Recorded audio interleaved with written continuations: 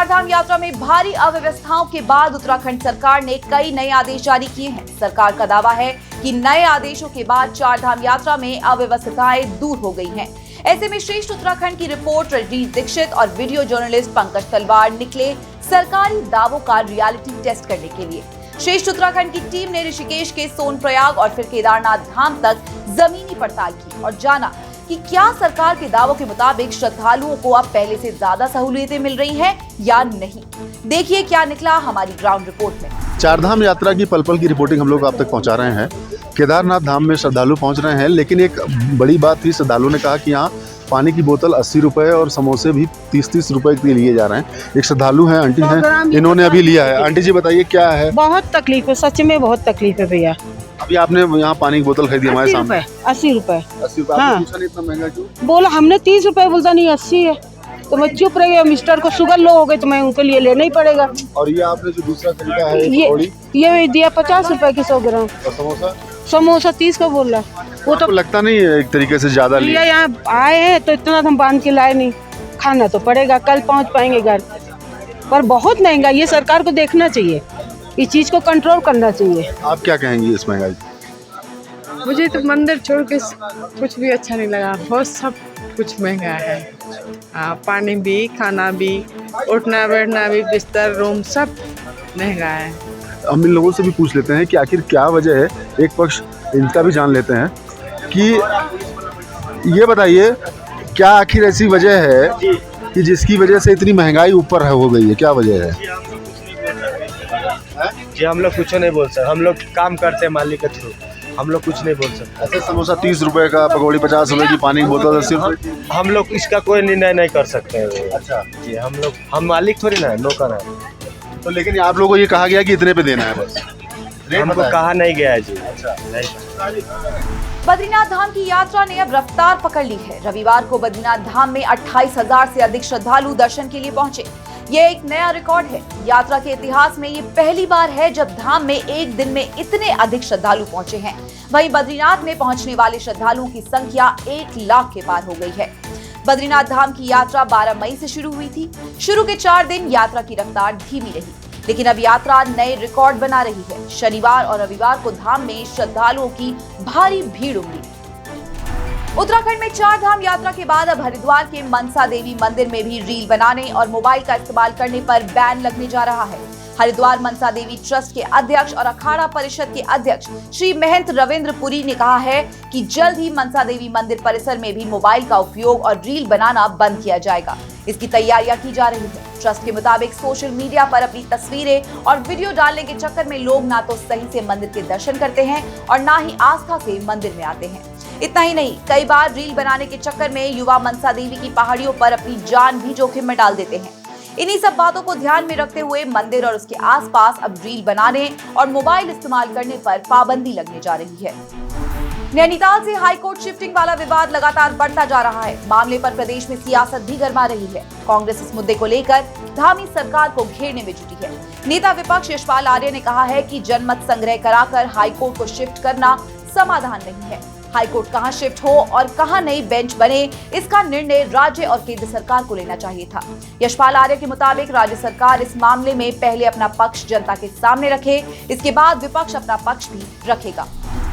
जनमत संग्रह इसका समाधान नहीं है।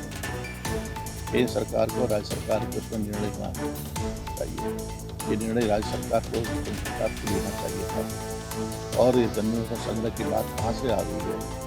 तो ऊहापोह की स्थिति है। तो अभी मैंने कहा ना कि वर्तमान मुख्यमंत्री और प्रदेश के पूर्व मुख्यमंत्री जो बहुत बगावत नेता है, इसके मायने क्या है? हमारा कहना है कि सरकार को अपना पक्ष साफ करना चाहिए कि आखिरकार ये शिफ्टिंग, पहले कभी गोलापार की बात कही गई, कभी रामनगर की बात कही जाती है। आखिरकार सरकार की नीयत क्या है, सरकार की मंशा क्या है, ये स्पष्ट होनी चाहिए। नैनीताल हाईकोर्ट को शिफ्ट करने और एक और नई बेंच ऋषिकेश में बनाए जाने का प्रस्ताव आने के बाद से इस मुद्दे पर माहौल गर्म है। हाईकोर्ट के 2 जजों ने मौखिक रूप से एक बेंच ऋषिकेश में बनाए जाने के निर्देश दिए। इसके बाद Uttarakhand high court bar association high court के 8 मई के आदेश के खिलाफ सुप्रीम कोर्ट तक पहुंच गया। हल्द्वानी के बनबूलपुरा के बाद अब तराई पूर्वी वन प्रभाग के गौलापार स्थित बागजाला क्षेत्र में वन भूमि से अतिक्रमण हटाने की कार्रवाई तेज हो गई है। वन विभाग और प्रशासन ने 300 से ज्यादा घरों को नोटिस जारी किया है। उन्हें सुनवाई का मौका दिया जाएगा, लेकिन उसके बाद भी कोई ठोस तथ्य न मिलने पर बुलडोजर चलाया जाएगा। तराई पूर्वी वन प्रभाग के मुताबिक गौलापाड़ क्षेत्र के बागजाला क्षेत्र में करीब 100 हेक्टेयर से ज्यादा भूमि पर अतिक्रमण किया गया है। यहाँ करीब 300 कच्चे पक्के अतिक्रमण हैं। ऐसे अतिक्रमण किसी भी कीमत पर बर्दाश्त नहीं किए जाएंगे। उधम सिंह नगर जिले में एसटीएफ ने नकली शराब बनाने वाली फैक्ट्री का भंडाफोड़ किया है। ये फैक्ट्री पिछले 1 महीने से दिनेशपुर इलाके में संचालित रही थी। पुलिस ने इस मामले में 2 आरोपियों को गिरफ्तार किया है। एसटीएफ को दिनेशपुर क्षेत्र में एक घर के भीतर नकली शराब बनाने की फैक्ट्री का पता चला था, जिसके बाद एसटीएफ और आबकारी विभाग ने उस घर को घेर कर छापा मारा तो एसटीएफ को 2 व्यक्ति नकली शराब बनाते हुए मिले। आरोपियों के नाम विशाल मंडल और विकास मंडल है। दोनों की गिरफ्तारी के साथ एसटीएफ ने घर के भीतर से भारी मात्रा में गुलाब माल्टा मार्का की नकली शराब बनाने के उपकरण और कच्चा माल बरामद किया है। एसटीएफ के मुताबिक यहां बन रही नकली शराब हल्द्वानी क्षेत्र में सप्लाई की जाती थी।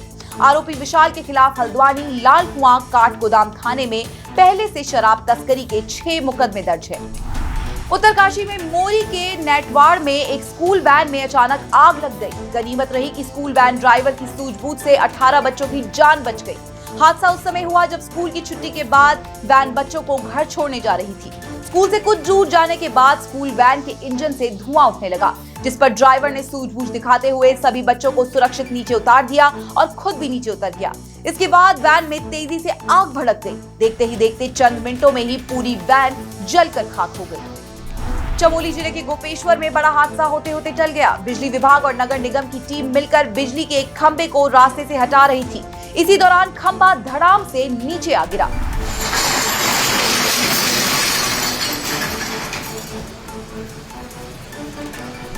घटना रविवार की है। रविवार को गोपेश्वर बाजार पूरी तरह बंद रहता है, इसलिए अनहोनी टल गई। अगर रविवार नहीं होता तो कुछ भी हो सकता था, क्योंकि बाकी दिन बाजार में भारी भीड़ रहती है। किसी तरह की अनहोनी तो नहीं हो पाई, लेकिन अब लोग नगर निगम के कामकाज के तरीकों पर सवाल जरूर उठा रहे हैं।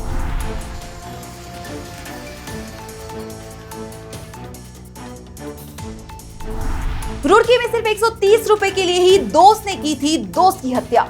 हरिद्वार पुलिस ने किया ये बड़ा खुलासा। 4 मई को रुड़की में सोनाली पुल के नीचे लहूलुहान हालत में एक शव मिला था। पुलिस ने मृतक की शिनाख्त नितिन उर्फ गुड्डू के रूप में की थी, जो रुड़की का ही रहने वाला था। पुलिस जांच में पता चला कि नितिन की हत्या धारदार हथियार से की गई है। इसके बाद पुलिस ने हत्या के आरोपी तक पहुंचने के लिए 5 टीमें गठित की। सीसीटीवी फुटेज खंगाले गए और पुलिस रुड़की के ही रहने वाले साजिद नाम के शख्स तक पहुंच गई। कलियर दरगाह इलाके से साजिद की गिरफ्तारी हुई है। एसएसपी प्रमेंद्र सिंह डोभाल के मुताबिक साजिद ने बताया कि वो और उसका दोस्त नितिन साथ में नशा करते थे। कुछ दिन पहले नितिन ने उससे 130 रुपए छीन लिए थे, जिसे लेकर दोनों में झगड़ा हुआ और फिर उसने नितिन की हत्या कर दी। पुलिस ने हत्या में इस्तेमाल चाकू भी बरामद कर लिया है। देहरादून समेत देश के कई शहर एक तरफ मई की भीषण गर्मी से झुलस रहे हैं और पारा 45 डिग्री को छू रहा है। वहीं पहाड़ों की रानी मसूरी में मौसम ने अचानक करवट बदली और तेज बारिश के बाद यहाँ मौसम सुहाना हो गया। तापमान गिरने से पर्यटकों के चेहरे भी खिल उठे हैं। बीते दिनों मसूरी से भी गर्मी से लोगों का बुरा हाल होने की खबरें आई थी। पर्यटक भी गर्मी की वजह से परेशान थे, लेकिन दोपहर होते होते मसूरी में मौसम बदल गया और बादल जमकर बरसे। मसूरी के अलावा यमुनोत्री धाम और टिहरी समेत ऊंचाई वाले इलाकों में तेज बारिश हो रही है। वहीं निचले और मैदानी इलाकों में आंधी तूफान चला। वहीं देहरादून में अगले 3 से 4 दिन तक हीट वेव को लेकर अलर्ट जारी किया गया है।